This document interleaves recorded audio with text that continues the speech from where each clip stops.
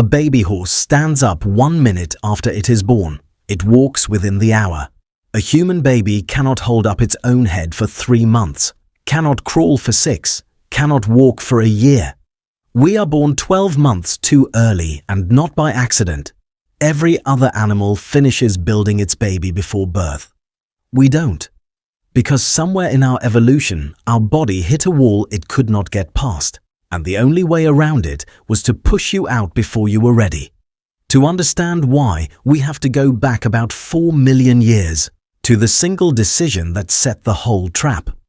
Your ancestors stood up. For most of life's history, the animals that became us walked on 4 legs like everything else. Then, on the drying grasslands of Africa, something shifted.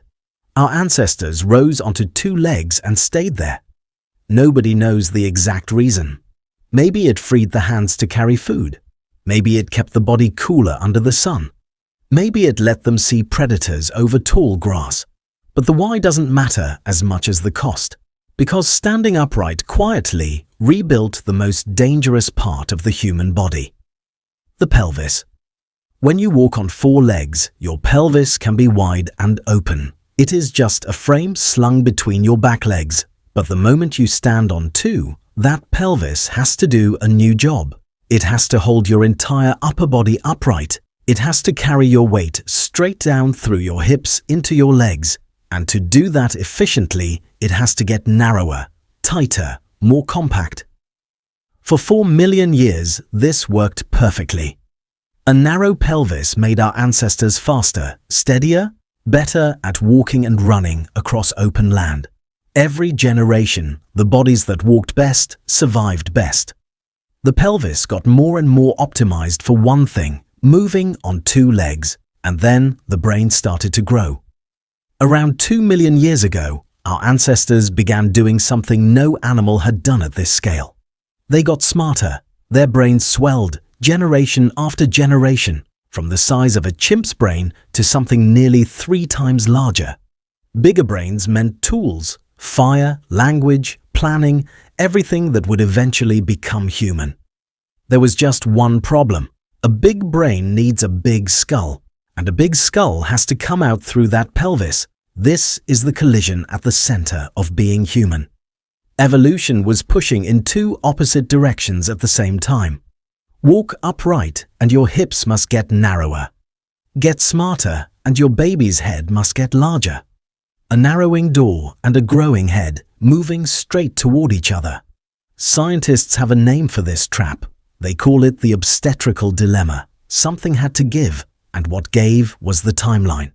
Here is the deal your body made around the time your ancestors became human. If a baby stayed inside long enough to be fully built, its head would simply be too large to ever fit through the birth canal. Both mother and child would die. Every single time. So evolution chose the only door that was still open. It pushed the baby out early, half finished, before the skull grew too big to pass. Think about what that actually means. A newborn human brain is only about a quarter of its adult size. A newborn chimp's is already closer to half. By every measure that matters, your baby is born unfinished on purpose because finished would kill it. You spent your first year of life as something biologists have quietly compared to an external fetus. A creature still in the middle of being built, just doing the rest of it out here, in the open air instead of inside. And this is why human babies are the way they are.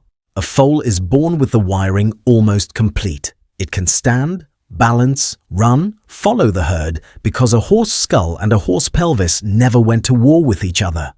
But a human baby arrives with the wiring barely started. It cannot hold its head because the neck control isn't finished. It cannot focus its eyes past about a foot because the visual system isn't finished. It cannot regulate its own temperature, soothe itself, or do almost anything except cry and feed. For the first 3 months, it isn't really living in the world yet. It is still gestating. We just moved the last stretch of pregnancy outside the body. Some scientists call those first months the 4th trimester. 3 trimesters inside, 1 trimester out. The newborn who screams when you put it down and goes quiet against your chest is not being difficult. It is doing exactly what it would be doing inside the womb, the only place its body still thinks it should be. The warmth, the heartbeat, the movement, the dark. For 9 months, that was the entire universe. Then, one day, the universe ended, far too soon, because of the shape of its mother's hips. And the compromise was never clean. Even with the baby pushed out early, even with the smallest skull evolution could get away with, the fit is still terrifyingly tight. In almost every other mammal, the baby slides through the birth canal in a straight, simple path.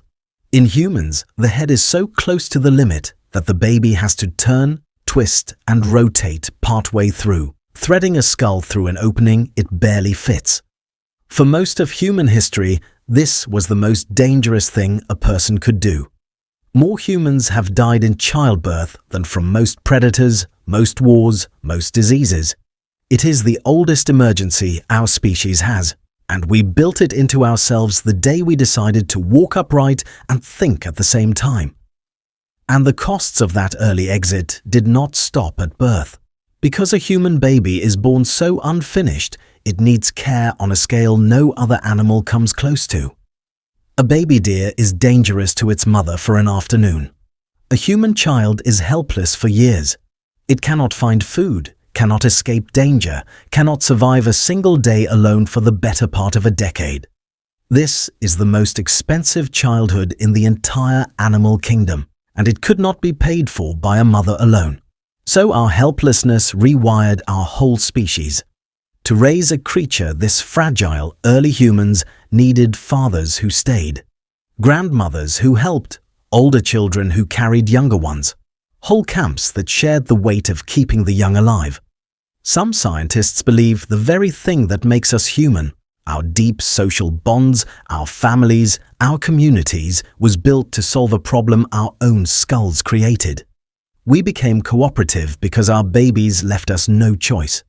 The big brain that forced us out early was the same brain that, once it finished growing on the outside, would invent everything. Language, farming, cities, every word you are hearing right now. The helplessness was not a bug in the design, it was the price of admission. So look at a newborn human again, and you are looking at the strangest compromise in our evolution.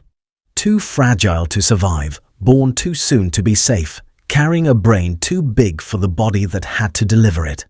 A flaw in your own skeleton, solved by being born before you were finished. You did this too. You were once that unfinished thing.